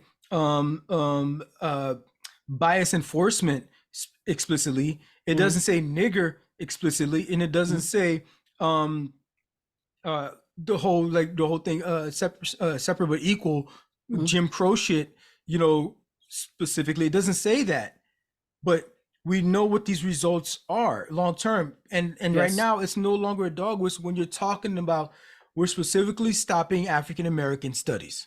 You're talking about black shit, we're gonna stop it with the whole CRT. We're gonna stop it.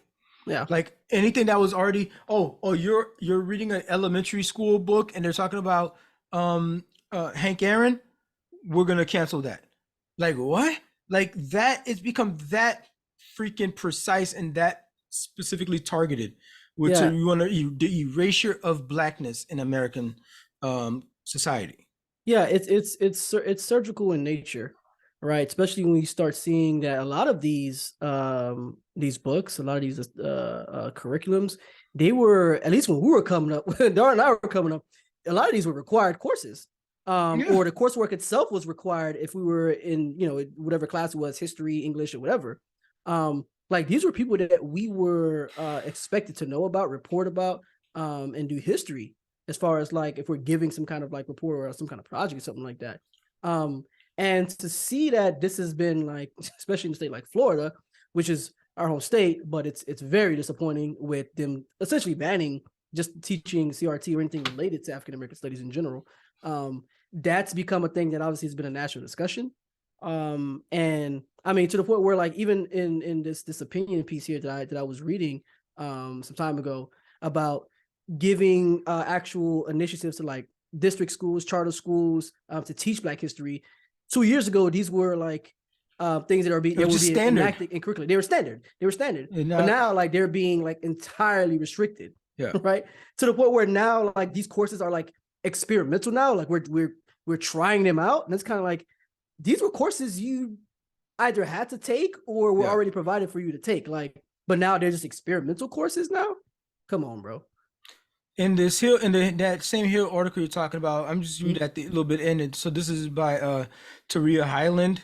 And she titled, well, I don't know if she titles, they sometimes have algorithms that do this for them, but it's titled, "States are trying to erase Black history in schools. It's up to the students to stop them." And what is generally getting around is that even the students are taking it to their own hands when it comes to protesting or raising their voice or having their parents that were just probably just like chilling at home, really did not realize they have to become activists, but they now have to stand up and fight for the right for their kids to have a proper education. And she goes on to say towards the end here, like me, the youth of today are realizing our power. After living through school shootings, increasing climate change, and a pandemic, we are saying enough is enough. Across the nation, we are rising to fight for our rights. Florida students are walking out for equal education. Kentucky students are fighting for non-discriminatory hair policies. And Texas students are protesting anti-trans policies. These are just a few cases of students realizing their power. Like me, they have realized that their small voices can become powerful when joined together. This is the Parkland shooting. Those kids, marched and got out. They even came to DC. Wrapping up here. So to all the students who are having their right to knowledge restricted, I know it seems hopeless sometimes and the fight seems too big to win. I have been in your shoes. I have fought the same battles and I have won. I remember protesting at Norland when I was in high school. We walked out. I can't remember the cause, but I didn't know that. We walked out one year and the whole school. I don't remember exactly what it was, but it was something around, I think there was something that came around. I think this is a false memory, so I'm not even going to bother with that. But yeah, that happened. When I was, I remember for my junior or senior year, might have been junior year. I have fought the same battles and I have won. You can too. your voice is powerful. Don't be afraid to voice your concerns to your legislators and representatives. Be consistent, keep going back and bothering people. Make them hear you and lean on your communities. There is power in numbers. Don't stop fighting, because when you lose hope, that's when they win. And the legislators, representatives, and elected officials who claim to be the voice of the people, there's a message for you. We are making good trouble, and justifiably so. Youth are qualified to speak on the issues that affect their past, present, and future. Don't just give us a seat at the table, give us a microphone, all right? And equity into the future, I would add. Yeah. So it's students have been realizing their power, and this isn't the first time. You have Tiananmen Square, for to in Vietnam protesters. You have all, I mean, students have come together as a body, because it can almost be a forgotten population, right? We think they're just in school, they're in academia. We put them away to these institutions, and like, y'all don't have a voice, and nothing is happening around y'all. Y'all can't decide the menu on the school lunches. You know what I mean? Y'all can't decide what the choices of extracurricular activities to participate in. You're just going to get what is handed to you, and then even when you get older to the college level, we put you off into this campus somewhere and just like, shut you away like you're in a little bubble. Yeah, just forget about it. And we just like pump into your brain what we want and have you come out, and now you can become part of society, right? But a lot of the stuff that we've been doing out here in society has been like affects students. Yes. You know what I mean? And in the society that they may want to build when they get older. Here's the thing I would add to that is that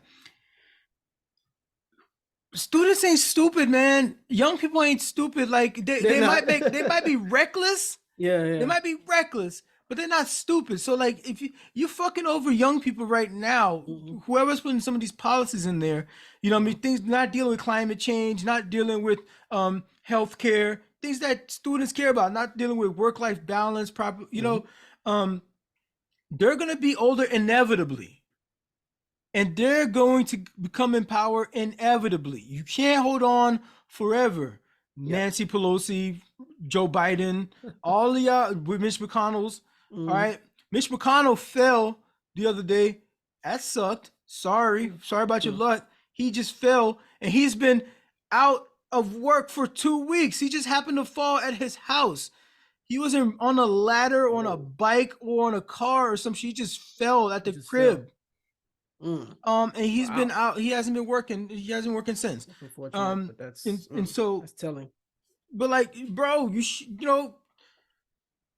you're that fragile at this stage, you know what I mean? Like, give up the fucking power. Give up the reins, man. Pass it on. Anyways, I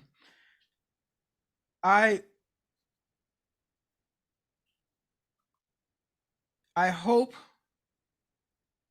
that it's all peaceful. I hope the transition is all peaceful. That students could get into power, and then I hope it's like, they're building mentorships and things like that to pass on the power for it to happen. But in the meanwhile, students need to fight. Like raise. They need to kick up some dust. Yeah. Because these old motherfuckers ain't fucking. They ain't finna do it on their own. They're not just finna have some grand awakening. Yeah, sure. I mean, but with students though, they're gonna look at it as it's gonna take a certain type of student to really be aware of the responsibility that's going to carry, right? Because it ain't gonna be the whole student body. I get it. It ain't gonna be the whole student body. Because it makes me wonder, like, how many students are thinking that far ahead, right? You know what I'm saying? Like kids are. I think kids are aware. Like, they're aware of what's going on, and I think they're at least acutely aware of, like, generally how some of these policies could affect them going forward. But to step out and initiate protests, or to even be a part of those things, they're probably thinking about, like, man, I gotta find an exam to study for. You know what I'm saying? But it's gonna take a certain type of student, I think, who's forward thinking, that's gonna really pursue. It's gonna take a certain type. But the more you could ring the bell. I mean, more people can hear it. More people can hear that bill, and some, and more people will answer the bill. And so that's what that served the purpose for. And keeping along with that, if we're talking about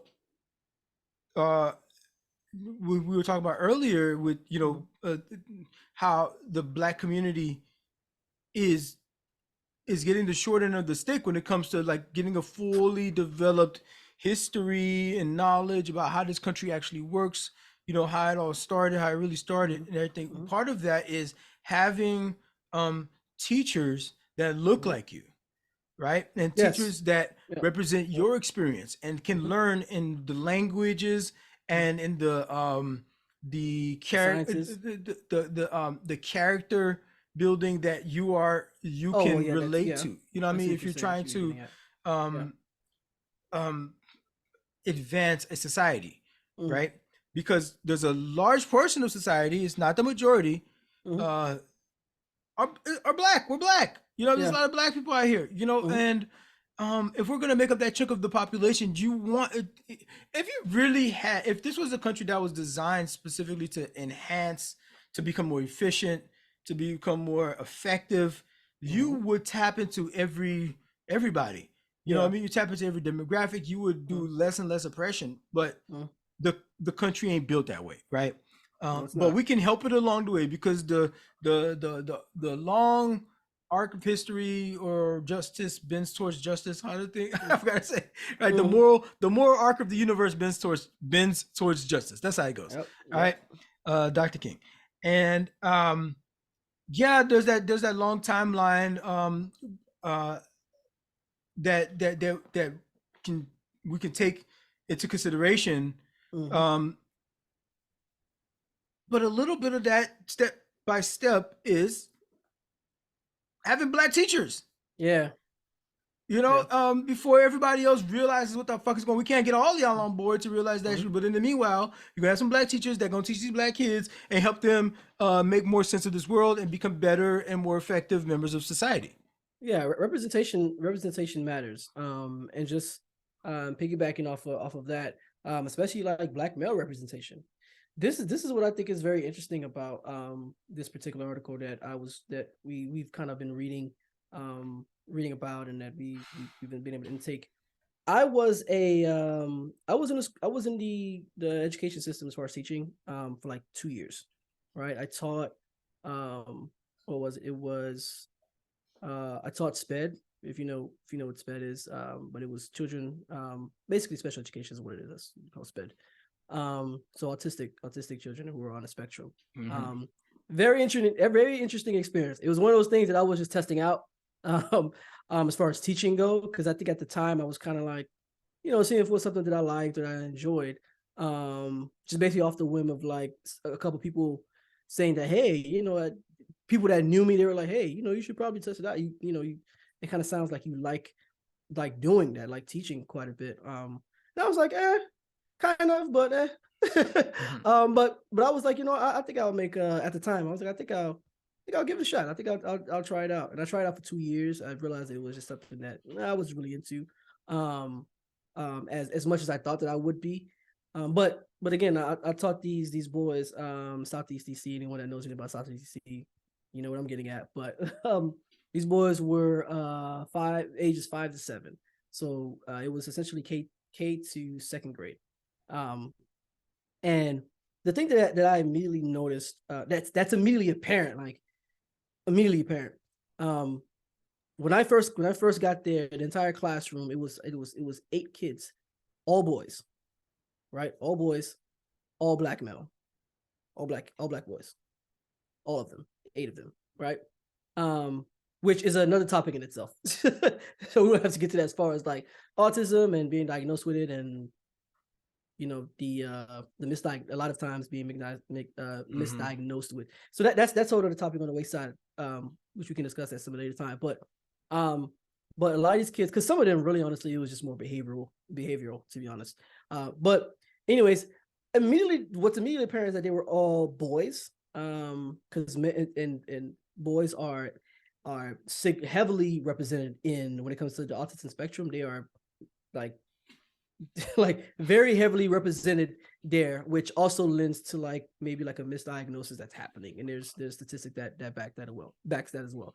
But anyways, but it was interesting to see that though, right? That it was really just only Black boys. Well, it also goes. I mean, it depends on the demographics of the school. So like, you know, Yeah, for it to that be, too. if it's odd, Mhm. and if it's like a freaking, like if the demographics of the school is like 50-50 white and black or something Yeah, like that, and then for that. the sped class is nothing but black kids, then it's like, wait a Yeah. minute.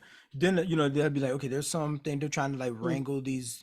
these Negroes into this one Yeah. segment of the school or something like that. But Mhm. if the school is 80%, like I think like my, you know, in high school, our school is something like 80% black, you know what I mean? Probably like Yeah, yeah, it was. Yeah. 75% black, Yeah. maybe, you know, Yeah. and you know, maybe 5% white Mhm. and everything else, you know.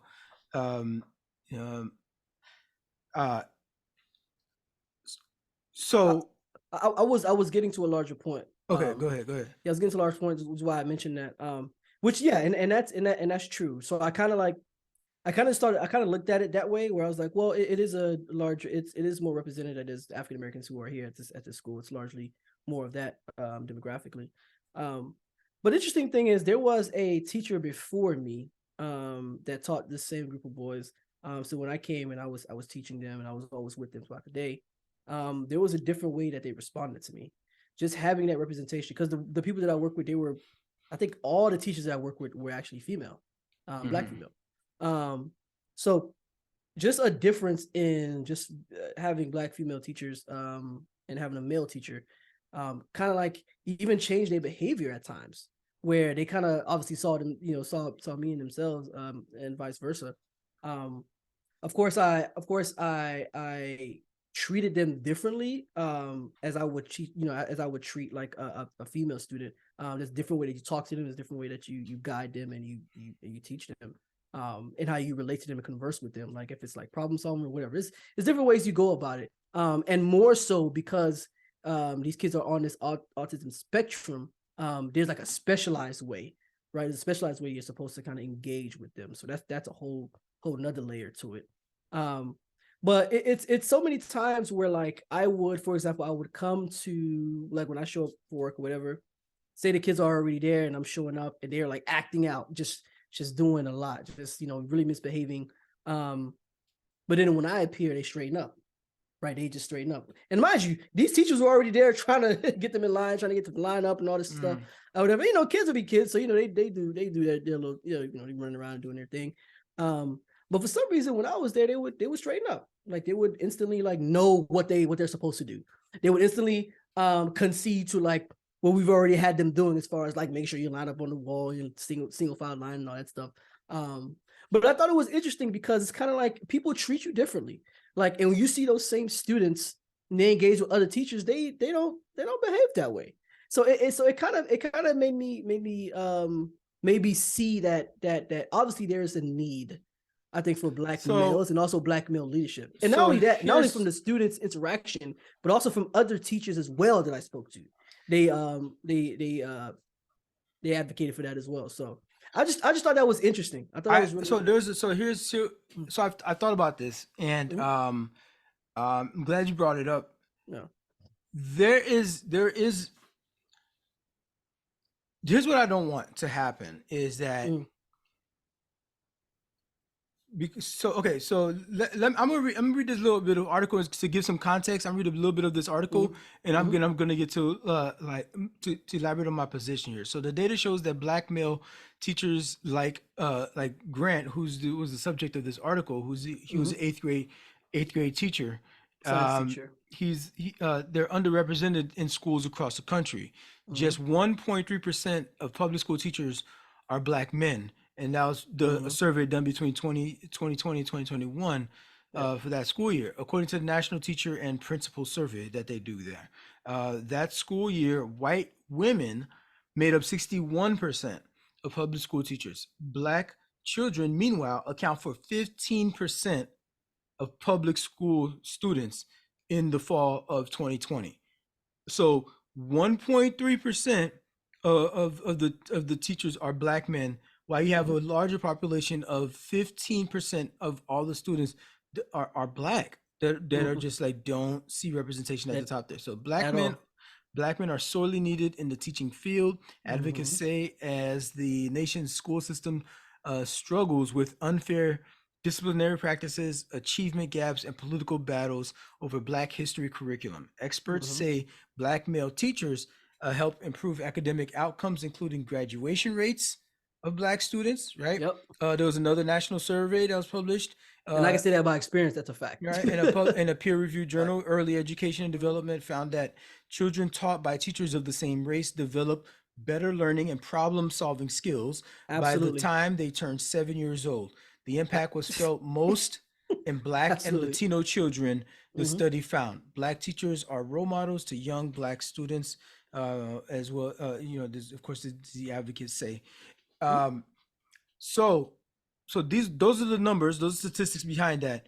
But to your point earlier, one thing I did want to touch on. I do appreciate that you as a Black male could be in that space, and it feels like, when you got in that space, that the children became more orderly. Now, there's time and need for that kind of thing, but I don't just want nigga wranglers. You know what I'm talking about? Like Yeah, no, nigga wranglers. I'm not talking about you. I'm not talking about your case specifically. I'm moving on past your case. I was just saying no, because that's a good point, because I was trying to be nice about it because I didn't want to like say it like that. We need a Black man to come wrangle these nigglets. Because if I'm gonna be honest, there are times where it could have felt that way. Absolutely. Right. Okay. And you know what? I'm not gonna explain, but I'm just gonna leave it at that. Go ahead. I don't want to. Okay. I want you to go. So like, I know what you're saying. What I need like Black male teachers that are coming there for the scholarship, that are coming there for, hey, help me put together this research proposal. If it's a high school, or if it's college, well, not college, but even in high school, you know what I mean? Just like give them more like scholarly effort. This person wants to publish, you know what I mean, or something, or this person actually wants to inevitably pursue a professorship. So they're actually like into education. They're not just a big Black guy. You know what I mean? That is here to freaking make sure all the little Black babies are in line in some like militaristic freaking corporal punishment thing, as if like that's the only way Black kids would learn. Right. Versus somebody who is like a intellectual behemoth that's coming to these schools as a Black man and lending that heft and pouring into these Black kids. And maybe the way that this person now has, because the knowledge level that they had, because they're such a scholar, that they know how to impart upon this child, maybe that's the way that child needed to be talked to. Maybe that child it wasn't resonating because you was just a nigga wrangler, and you were just like you telling this kid to do this homework or do this thing, like you barely know the stuff yourself. And they're getting enough of that at home. And they're getting enough of that at home. And they're getting a lot of these kids are coming from like homes filled with domestic violence and all this stuff. So it's like they're coming from a lot of traumatic just want some order or something. So you're like you're just trying to like, this kid's already traumatized in however different ways, and that they are being Black in America. Yep. And they got this in addition, sorry to cut you off, but in addition, like being classified as sped students as well, that's a whole nother stigma thing too. So even by the general population of students in the school, the students themselves see them differently because of that title. You know what I'm saying? So not only are they like just being Black in America and being Black male kids, Black male students, but the whole special needs, So.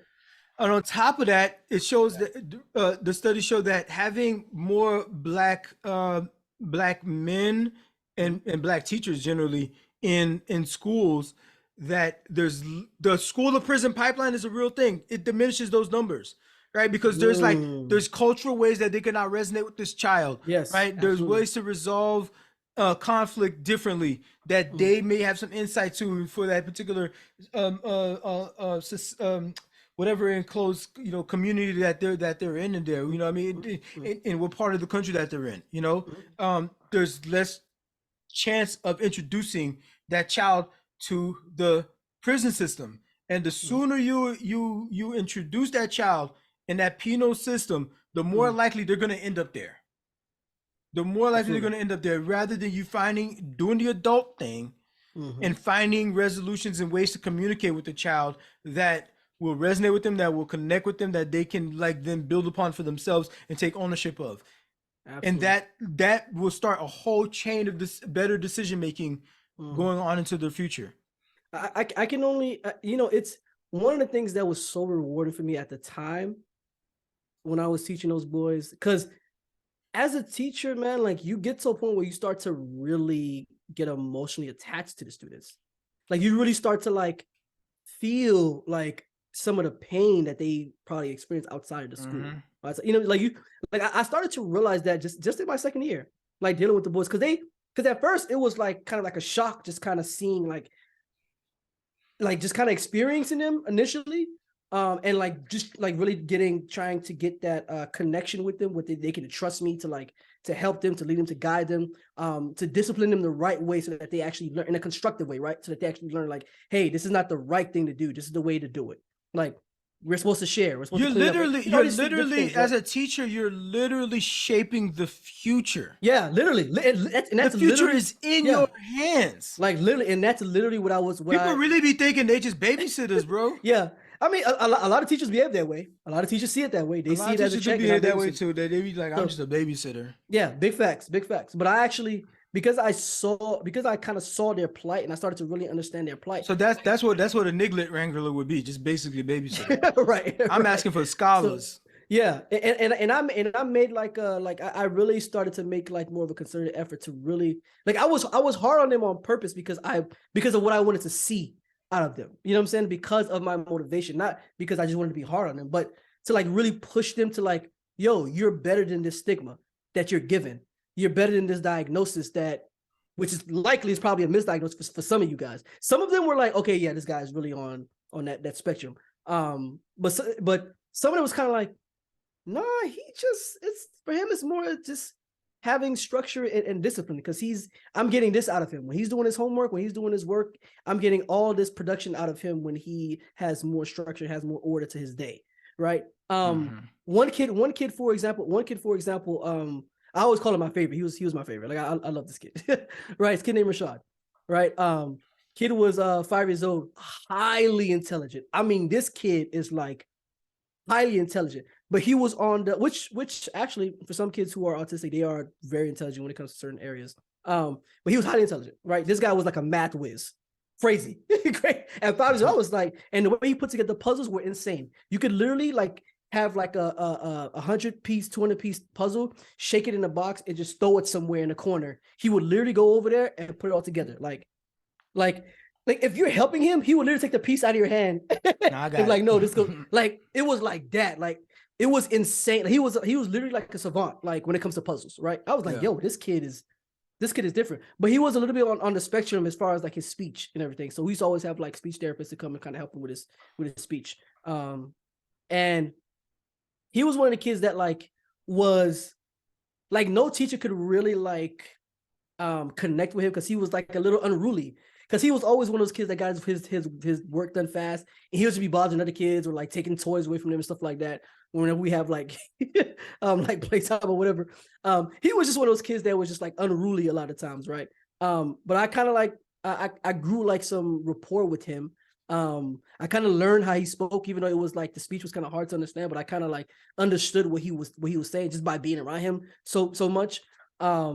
And we just grew this rapport. Like it was like every time he saw me, he would like light up. And so here's the thing, you know, is that kid may not always like you were there for a year or two.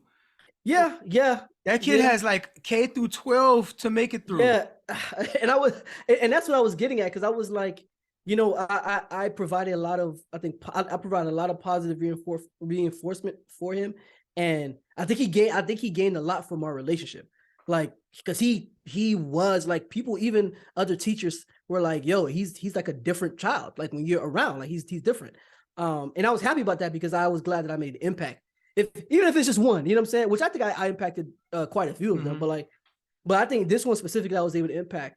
But you're right, that inevitably is what kind of made it hurt a little bit. Because I was just like, man, like I know I impacted him in the right way, but it's kind of like, dang, he That's a probably lot of low-key could have years. unlearned it after like a year or something. After a year, You know what I'm saying? Like, could have just so been it's like it's an uphill fucking battle. it's yeah, Because of man. this uphill battle, Mhm. black families are like, okay, so you got I send my kids to the school. Mhm. Y'all taking away all the history that they were studying, that like at least Yeah. tell them about what the truth is about, and I could leave that up to y'all to like take care of them but y'all sending my kids to prison in the middle school, like just because if they act up a little bit doing kid shit, Yep. right? Yep. And then when they go there, even if they don't have, if they succumb that fucking hurdle, Mhm. the teachers don't look like them, they can't relate to them, That part. they Big can't facts. relate to the kids, and so like my Big kid facts. is getting Yep. like disciplinary Mhm. reprimanded just because of something that is like not a disciplinary infraction in Yeah. our culture, Yeah. kind of things like we may forgive that a little bit more readily than you would, which is the same thing you would do for kids that look like you. Some black families are like, that is all a fucking uphill battle, and they are just pulling their kids out the fucking schools, Yeah. homeschooling. Yeah, and that's something that I am all for. I've said this before. I think that parents should absolutely have the 100% control and right to teach and instruct their kids in the way that they have designed in their homes, right? However they've taught, whatever philosophies, whatever beliefs, faiths, or whatever's in their homes, I believe that parents are 100% should have 100% power in doing that. But at the same time, if you're sending your kids to public schools or different schools, It's a you have to. public school. It's a public school. It has to So be a you have to be public mindful. country Yep. narrative. Mm-hmm. This is why it's a public Absolutely. school, so we can all kind of be like, Yep. our forefathers, of this, well, the country, what I mean, were these group of people, or Yes. or the geography of how California and why is New Mexico called New Mexico? You know what I mean? Or like Louisiana, why do they talk that funny over there? Yeah. Funny like that over there? Or why is it this community has this highway running right through it? So like all of that information that you need for a cohesive society. This is what the public school idea is about. Yep. But you gotta tell the truth though. Yeah, that's it right there. That's it right there. If it's public school, then that means you should be accounting for the public, right? Yeah. The entirety of the public, not just 75% of it, not just 2/3 of it. Like it should be the entirety of the public's desires and concerns should be reflected in how children are taught in these spaces, in the curriculum that's built. Yeah, so you got Kamauu and Jack Harlow. Really, Jack Harlow, bro? Jack Harlow, really? I never ever listened to him before. He kind of okay. I'm not gonna say he bothers me. I think that this guy Jack Harlow is. I have strong opinions about him. How do you have strong feelings about Jack Harlow? He's such a like. Honestly, even- I don't. Honestly, I don't know why, but it may be I may feel some kind of way. It's probably stemming from something larger that I feel has happened for some time that sometimes go unchecked, like cultural appropriators, right? You saying he's a culture appropriator? What would you say about him? I don't want to say that about him, but I kind of feel like he gives me those vibes, though. You know what I'm saying? Like he gives me like those Vlad TV kind of vibes, like those. What's another guy I kind of feel like is kind of like that, like Are you talking about like No Jumper, like that guy. He be having some wild. Y'all be like, yo, I can't believe you watch No Jumper. No, I don't actually. But you just heard about it. I hear about him. And I'm like, yo, like, I'm like, and you say Jack Harlow give you that vibe? He never say nothing. You never hear him say nothing. Maybe it's his presence in like hip hop. Wow. It sounds crazy. I ain't gonna lie. It sounds kind of wild, but like, don't know. He just give me that weird vibe. But I'm gonna say it like this. Okay, so Jack Harlow, I never listened to any of this stuff before, but I came across it was a new album, so I'd be checking out a bunch of different stuff in different genres, and like this whole singing rappers genre, like a singing rapper, thing now. Like for sure. a lot of them sound alike, anyways. Like you can't really I was trying to it's really a thought experiment when I listen to something like Jack Harlow and to see how, or even Eminem, you know what I mean, historically, to see how you can listen to them and listen close to they can actually tell they never said the N-word. Look at that. Look at that. They never said nigga. You could actually make a whole rap song.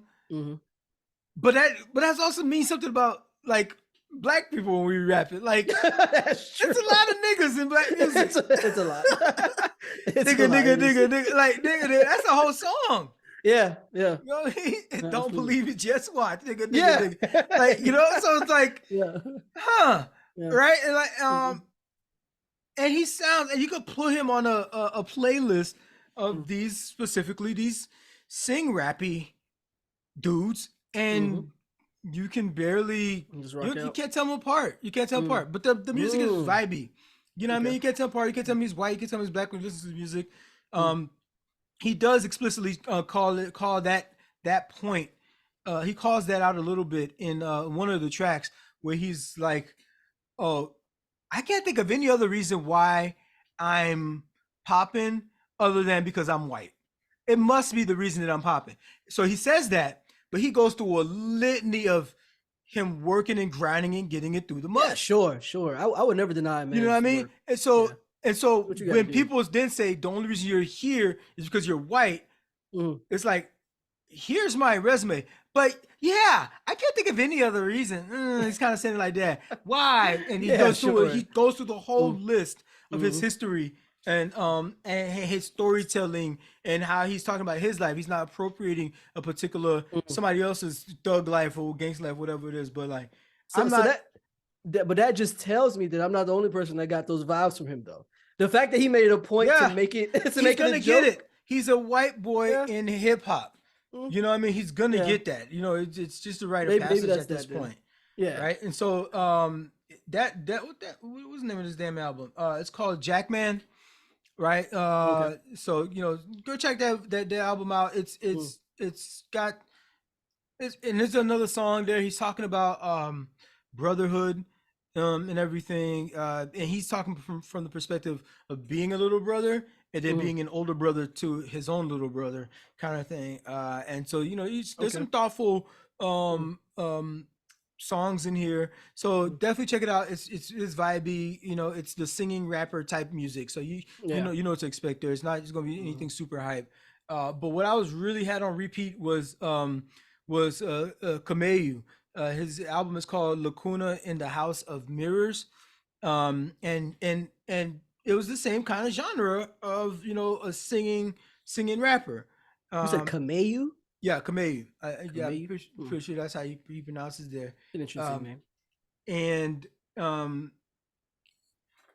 what I would add though that sets Kamauu apart is that he's actually a poet. I don't know if he's published specifically, but that's where he had his start, is in poetry. And so you can, when you listen to his forming a scene, and even there's some spoken word that happens in here. There's some bebop, you know what I mean, in some sections, and some it's jazz, it's jazz heavy, but it's quite unique music.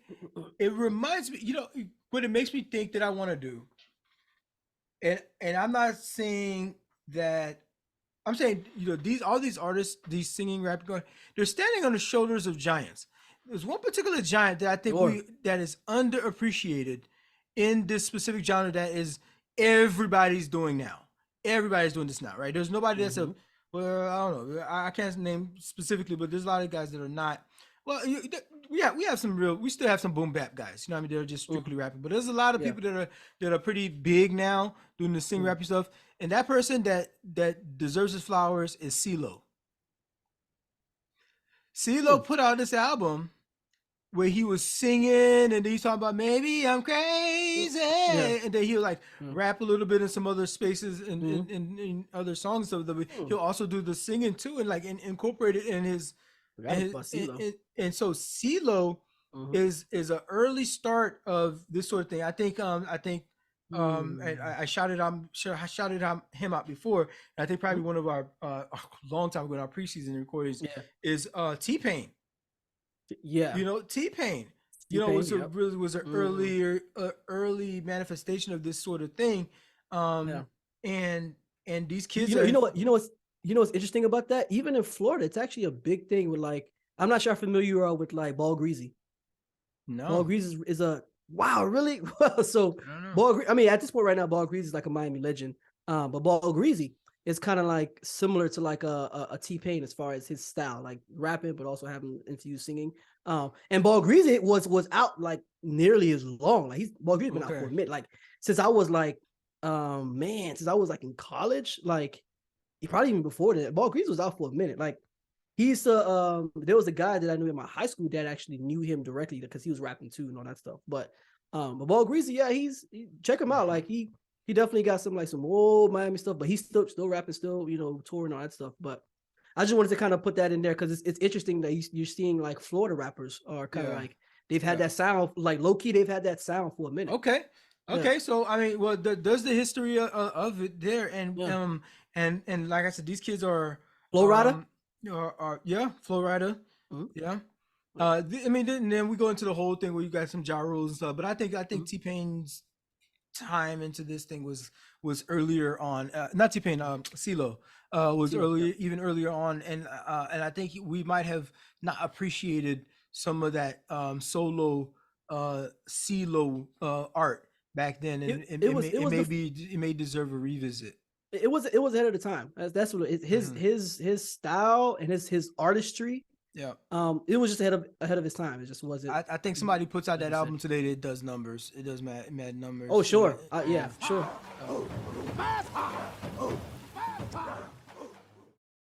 This is a random thought, but you know, one of the things I'm not sure if I've ever told you this. I feel like I have though.